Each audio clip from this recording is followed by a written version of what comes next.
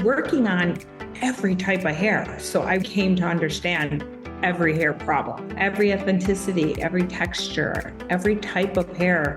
What I set out to do is to create these collections that solve hair problems. The name of the company, It's a 10, meaning the cliche phrase, the best, came from only getting a 3 when I pick up a bottle or a 6. My own frustration. So raising the bar within the quality of what's in every bottle. I set out to do that as well. Hi, I'm Melanie Barr. Welcome back to the She Built It podcast, your go-to place to empower you to live the life and business that you crave. I'm here to talk about everything from having the courage to make life and career leaps to the details of how to lead effectively, create successful teams, implement strategies for growth, and infuse tech innovation. I'm here to celebrate your wins and navigate through your challenges. I live in the city now, but I grew up in a town of 1,000 people.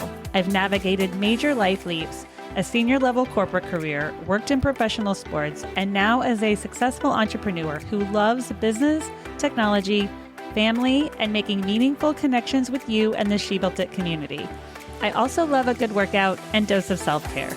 Magic happens when we focus on the part of ourselves and our business that brings us joy. So turn up the audio, open your favorite notes app, grab your favorite drink, and here we go. Welcome back to the She Built It podcast. Thank you for joining us, Carolyn. You have built a multi-$100 million brand and growing, 100% owned by you, with products sold in locations like Sally Beauty, Ulta, Salon Centric, to name a few, and with products sold in 88 countries around the world. Tell us about your businesses and what led you to start them. My businesses are mostly within the beauty industry, and I always had an entrepreneurial spirit. Having the passion for the beauty industry, the fashion industry, it led me to be a hairdresser, and then from there go into salon ownership, and then into manufacturing hair care. And now I have 15 companies. So I've just expanded. The more you become an entrepreneur, the more it becomes addictive. You are also the CEO of It's a 10 Haircare. How did you come up with the idea to create it? And how do you want someone to feel when they experience it? My years behind the chair, I stood behind the chair for 18 years. And my frustration standing there using products on all types of heads, thousands of products, thousands of different heads over the years. My frustration of products within the industry always had me thinking, why don't they do this? Or why don't they do that? Or why don't they say what they do or do what they say? Things that led me to think simple, easy to use, multifunctional products that actually do what they say would be the way to success within this industry. Anytime you can raise the bar within an industry that you know needs help, you can live the American dream. And I talk to so many women who create products out of a need or a problem. So it's so great that you had so many years of experience of looking at what you would create as something that didn't exist. Not only that, working on every type of hair. So I came to understand every hair problem, every authenticity, every texture, every type of hair. What I set out to do is to create these collections that solve hair problems. The name of the company, It's a 10, meaning the cliche phrase, the best, came from only getting a 3 when I pick up a bottle or a 6. My own frustration. So raising the bar within the quality of what's in every bottle. I set out to do that as well. And also having a great name helps. Yeah, marketing always helps. So the bright colors that pop off the shelf. My brand is 18 years old. Back 18 years ago, bright colors weren't so popular. So any way that I could go where they don't go is really what I set out to do. What do you think is the most important element of leadership when scaling a business? A major important part of leadership is to not only just surround yourself with amazing people. You hear that so often when you're building a team of people and being a leader to those people. It's obviously selecting really talented people, but also inspiring them with the fact that you're willing to do anything. I am never above anyone. I am never too good for anything. I'll get down and slice open boxes and scrub things down and get things ready just as much as the next person. And that's how I started. A company started with just me and my partner. We did everything in the beginning. So if you're really willing to wear every single hat within your own business, it really inspires your own team to be flexible and dedicated to the cause, whatever that may be at that moment, because running a business is always about putting out fires. So sometimes there are employees that work for me are doing things they never thought they would do, but we try to have fun doing it. And I join right in with them and do it.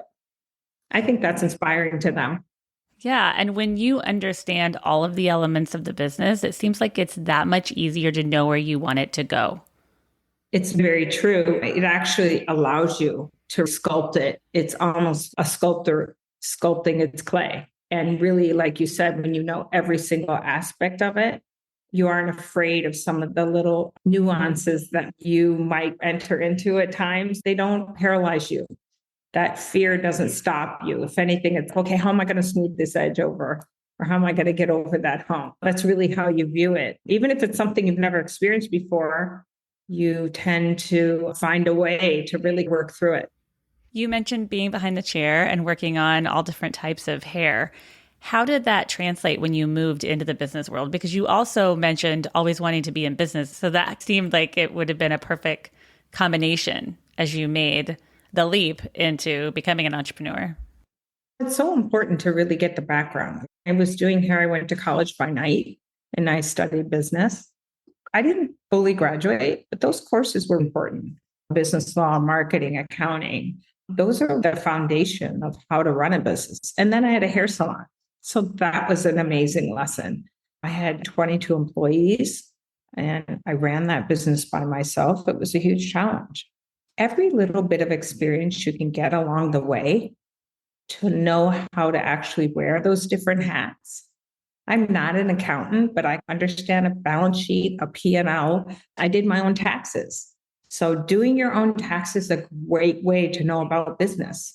Even when I was a starving hairdresser, being able to embrace all of those things and learn about them is a big part of understanding and learning business. And then you can grow on that and own bigger and bigger businesses. Just a bunch of zeros after it. Exactly, right. And I love all the grit that you've put into everything because that's taken you so far. It's really important to embrace all of what you do and not be afraid of it. That's what happens to a lot of people that are in business is they figure, oh, I'll just hire someone to do it. Or that's not my expertise. So I'll just pass that along. It's really important that even if you pass it along, sit side by side with them, have the conversations, try to learn about it, try to understand it. There's nothing more important than understanding the nit and gritty of your own business, really understanding the finances of it, the budgeting of it, the planning of it, the running of it. That's all important. So running a business, it's a huge undertaking on all different levels, but it's also really exciting. It's better than being afraid of it. My husband, the way he describes me is funny. Oh, she's the world's greatest sponge. I just like to soak everything in. I love to learn. And that's a major part of any success in life. It's so true and so smart because even if you don't do that part of the business, knowing and understanding how it works is empowering as a leader. Absolutely. And you need to keep tabs on your business at all times. So it is crucial that you understand and know your finances of your company at all times, whether they're good days or bad days. That's really important because a lot of your decisions may be swayed by really what's going on in your bank. And that's super important. You keep tabs on that at all times. And I think sometimes that's where entrepreneurs lose the grip, where they actually don't pay enough attention in scrutinizing their finances and knowing where you should cut or what kind of contract you should negotiate to get your prices down because you only have this much money to spend or whatever it may be. Those are all really vital points to a successful business. You currently operate multiple companies across industries, which include real estate, yachting, aviation, cosmetics, the recording industry, and more. What are your tips for staying organized while managing a multidimensional lifestyle? It's the key to success. Being a master at prioritizing is the difference between somebody who is able to wade through it all or not, and understanding what's truly important. There's nothing more frustrating than wasting time. So I think it's a pet peeve of mine. If I find something that's a waste of my time, I'm not real fond of it. I'm all about going right straight to the key issues, addressing them and moving through them so we can get to the next things to do. What happens a lot of times with entrepreneurs is they tend to get scattered. They try to take on too much, or they try to grow too fast. Slow and steady is the way to success. Everyone wants to suddenly be overnight successes. Took me 18 years to be an overnight success. So true. And I love that advice of staying the course, because today with technology, we can be so easily distracted. So that's a great reminder. Yeah. You know what? Once in a while, get off that TikTok and just buckle down. Like I say to my kids, bang it out, conquer it, sit yourself down and literally make yourself focus. And this is my project and I'm not going to stop until it's done. And once you get it done, it's such an amazing feeling. But otherwise, it just becomes overwhelming and actually can paralyze you because you become scattered. You become overwhelmed.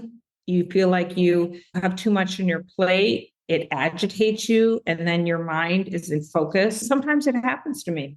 Sometimes I get overwhelmed. And that's when I rely on people around me. Being a delegator is a major part of success. Knowing who to pass the baton to at certain times, so it frees you up to do what you need to do. And in the beginning, when I was the only person really running the office and the internal parts of the business, I had a hard time doing that. It took me years to get good at that. And ask for help. That's probably my number one advice. Learn how to pass that baton. I was just going to ask you that because delegating can be hard. When it's your baby, it's your automatic instinct to, I'm going to do it because I know how to do it and I'm going to do it best. That's not always the case. Then it distracts you from what's important. One of my favorite things to do is to actually create all these collections. And I get involved in every little detail of them. I've been able to free up more of my time to continue to do that because that's the driving force of this company or many of my companies. So the fact that I now have this amazing team surrounding me and I don't have to wear every single hat anymore, it really is a great feeling. I also love that you're staying connected to doing what you love, the creative part. Yeah, it's always important to do what you love. I think that's why I don't feel like I work. It gets to the point, you don't do it for the money. You asked, what do you want people to feel? I want people to feel better. I used to make them feel better behind the chair.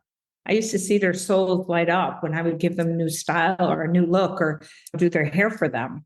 I still do that. I just do it with bottles and not scissors. That's a great feeling that you could do that for people. Transform their hair or make a product so usable, they take them home and feel like they have just stepped out of a salon. It's great that they can do that for themselves as well. Yeah, it's so true. I know how I feel when I walk out of the salon and when I'm using great products every day for my hair. It's true. Mindset is so important when living a busy lifestyle and building businesses. What is your biggest piece of advice for entrepreneurs and business leaders as it relates to mindset? Really successful people have very unique mindsets. They're definitely more on the positive side at all times. My glass is always half full. Even when some of the worst things in the world happen, my mind is already trying to figure out how I can make it better and how I can move through it. It's not crying in my soup or paralyzed by fear or saying, oh, poor me, how am I going to get through this? There are tremendous challenges in business on all levels. And so when things arise, and they always do, it doesn't get better and easier after 18 years. You just move through more on a daily basis, probably than when I did in my first year. You get better at managing it and you get better at moving through it. So that positiveness always helps you find a way. And I'm telling you, number one thing is networking. Be ready to pick up that phone and start dialing, interacting with other people who may be able to help you through it, who give you answers through it and assist you through it. It's crucial to getting over some of the humps and staying positive within business, knowing that you have people you can count on. And if you don't, find them. Start talking to people. Like, do you know someone who could do this? what do you think of this and this? Maybe you know someone who can connect me with that, and then we could do that. That's how you move. That's an entrepreneurial mind. You pivot very quickly when challenges arise.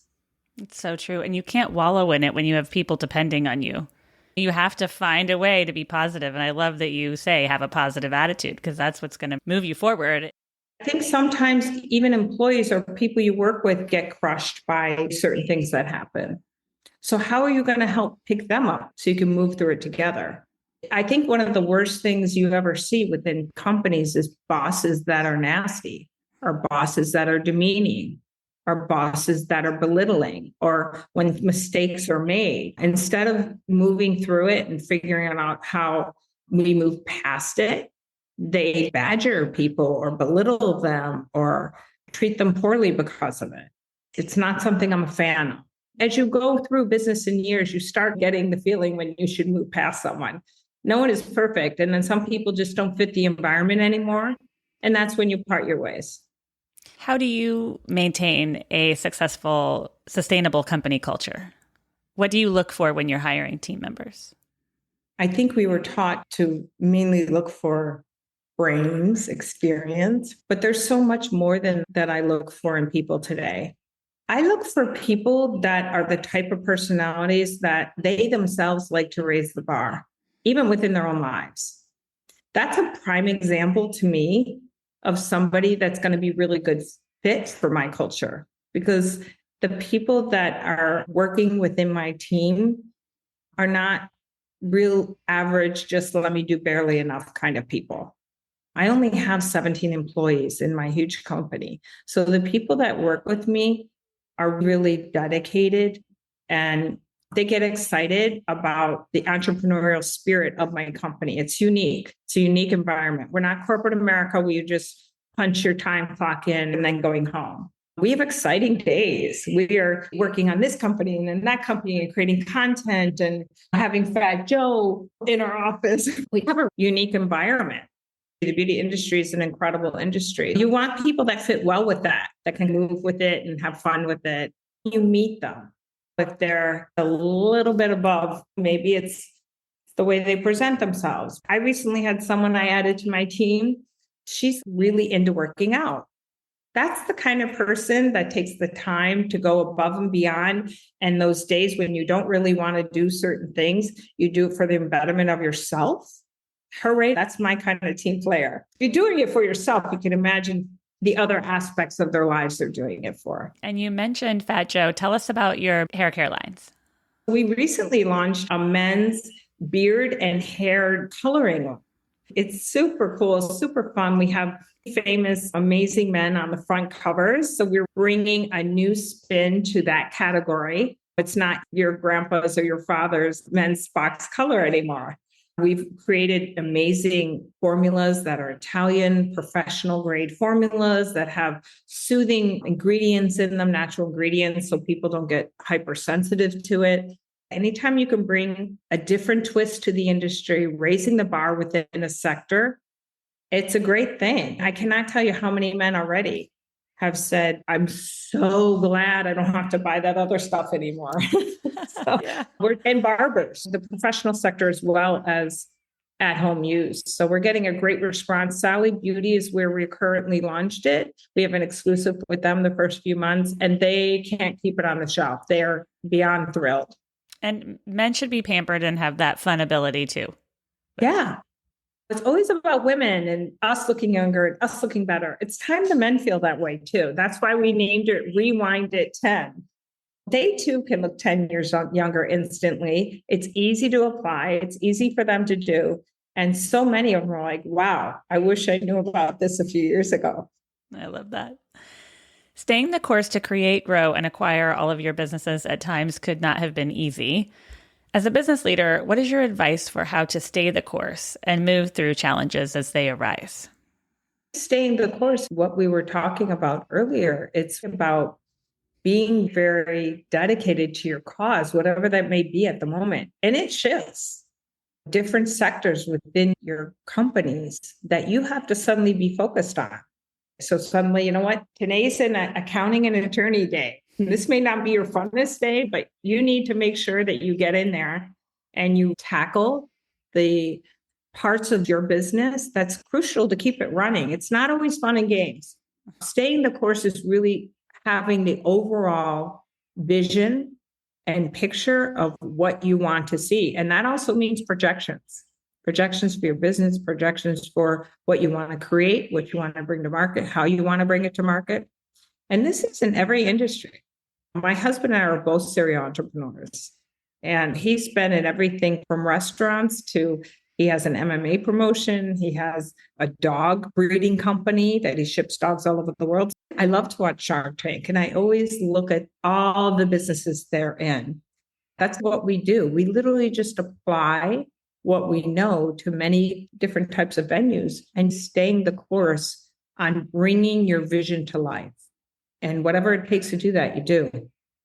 Magic happens when we focus on the part of our business and ourself that brings us joy. What is one thing that you do to make sure that you find and live your joy? To create and learn.